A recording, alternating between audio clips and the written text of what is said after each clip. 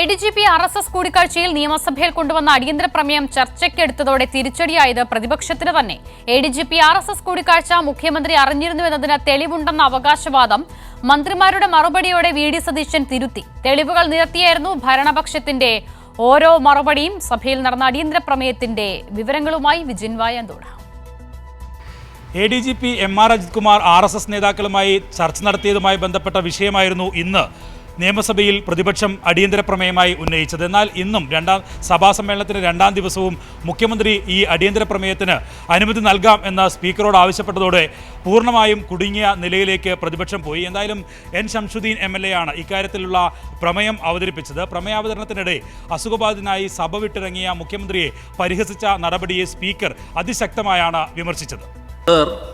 ഇന്നലത്തെ സ്ഥിതി ആവർത്തിക്കരുത് എന്ന അഭ്യർത്ഥനയോടുകൂടി ഈ പ്രമേയം നമുക്ക് ഇന്ന് ചർച്ച ചെയ്യാം എന്നതാണ് എനിക്ക് പറയാനുള്ളത്. MR അജിത് കുമാറിനെ മുഖ്യമന്ത്രി സംരക്ഷിക്കുന്നു എന്ന് ആരോപിച്ച പ്രതിപക്ഷത്തിന് ശക്തമായ മറുപടിയും വിമർശനവുമാണ് മന്ത്രി MB രാജേഷിൽ നിന്ന് ഉണ്ടായത്. MB രാജേഷാണ് ഈ അടിയന്തര പ്രമേയത്തിന് മറുപടി നൽകിയത്. അതിൽ MB രാജേഷ് കൃത്യമായി MR അജിത് കുമാറിനെതിരായി നടത്തിയ നടപടി എന്തൊക്കെയാണ് എന്ന് വിശദീകരിക്കുകയും ചെയ്തു. റിപ്പോർട്ട് പ്രകാരം ADGPയെ ആരോപണമുക്തനാക്കാനുള്ള തെളിവുകൾ ഇല്ല. എന്നാൽ ഉന്നയിക്കപ്പെട്ട ആരോപണങ്ങൾ തെളിയിക്കപ്പെടാനുള്ള തെളിവുകളും കണ്ടെത്താനായിട്ടില്ല. സർ, സർക്കാരിൻ്റെ തലത്തിൽ ഈ റിപ്പോർട്ട് വളരെ ഗൗരവത്തോടു കൂടി തന്നെ പരിശോധിച്ചുകൊണ്ടിരിക്കുകയാണ്. അങ്ങനെ പരിശോധിച്ചു കഴിയുകയുണ്ടായി. ആ പരിശോധിച്ചതിൻ്റെ അടിസ്ഥാനത്തിൽ നിലവിലുള്ള സാഹചര്യത്തിൽ സർക്കാരിന് സ്വീകരിക്കാവുന്ന ഏറ്റവും ഉചിതമായ നടപടി ADGPയുടെ കാര്യത്തിൽ സ്വീകരിച്ചിട്ടുണ്ട്. ADGP RSS നേതാക്കളുമായി നടത്തിയ ചർച്ച ഇന്റലിജൻസ് വിവരങ്ങളുടെ അടിസ്ഥാനത്തിൽ മുഖ്യമന്ത്രിക്ക് അറിവുള്ളതായിരുന്നു, അതിന് തെളിവ് തൻ്റെ കയ്യിൽ ഉണ്ട് എന്നായിരുന്നു VD സതീശൻ്റെ ആദ്യത്തെ ആരോപണം. എന്നാൽ മന്ത്രി MB രാജേഷും അതുപോലെ തന്നെ P രാജീവും ചേർന്ന് ഇക്കാര്യത്തിൽ കൃത്യമായ മറുപടി നൽകിയതോടെ അക്കാര്യത്തിൽ നിന്ന് പിന്നോട്ട് പോകുന്ന നിലപാടുമായി പിന്നീട് പ്രതിപക്ഷ നേതാവിന് വരേണ്ടി വന്നു. വ്യവസായ മന്ത്രി എന്താ പറഞ്ഞത്?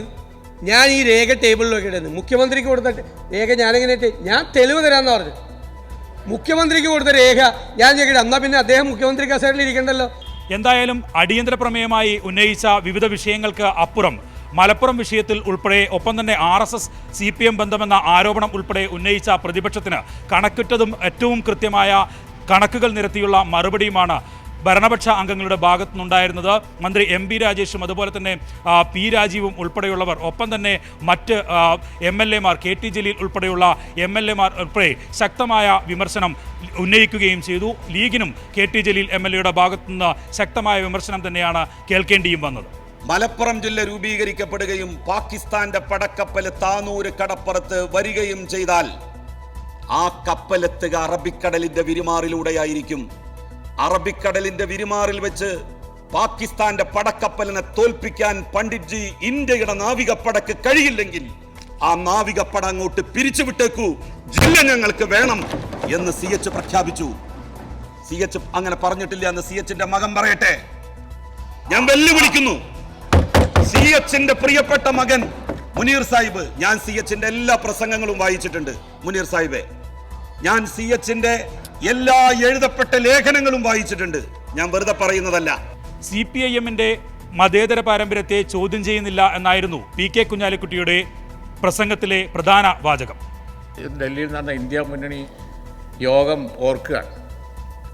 ആ യോഗത്തിൽ ഇപ്പോൾ അടുത്ത കാലത്തെ ശരീരനായ ശ്രീ സീതാറാം യെച്ചൂരി ആണ് പ്രധാനമായും പ്രമേയങ്ങളെ ഡ്രാഫ്റ്റിങ്ങിൽ ശ്രീ സോണിയാഗാന്ധിയും രാഹുൽ ഗാന്ധിയും ഒക്കെ ആയിട്ട് കൂടി ചെയ്തുകൊണ്ടിരുന്നത്.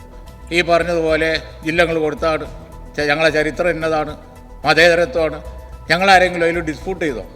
എന്തായാലും പ്രതിപക്ഷം കൊണ്ടുവന്ന അടിയന്തര പ്രമേയം അവർക്ക് തന്നെ തിരിച്ചടിയാകുന്ന കാഴ്ചയായിരുന്നു സഭാ സമ്മേളനത്തിൻ്റെ രണ്ടാം ദിവസം കണ്ടത്. കഴിഞ്ഞ ദിവസവും അടിയന്തര പ്രമേയത്തിന് അനുമതി നൽകാമെന്ന് മുഖ്യമന്ത്രി അറിയിച്ചതോടെ വെട്ടിലായ പ്രതിപക്ഷം വലിയ തരത്തിലുള്ള ബഹളമുണ്ടാക്കി സഭാ നടപടികൾ തടസ്സപ്പെടുത്തുന്ന കാഴ്ചയായിരുന്നു കാണുകയും ചെയ്തത്.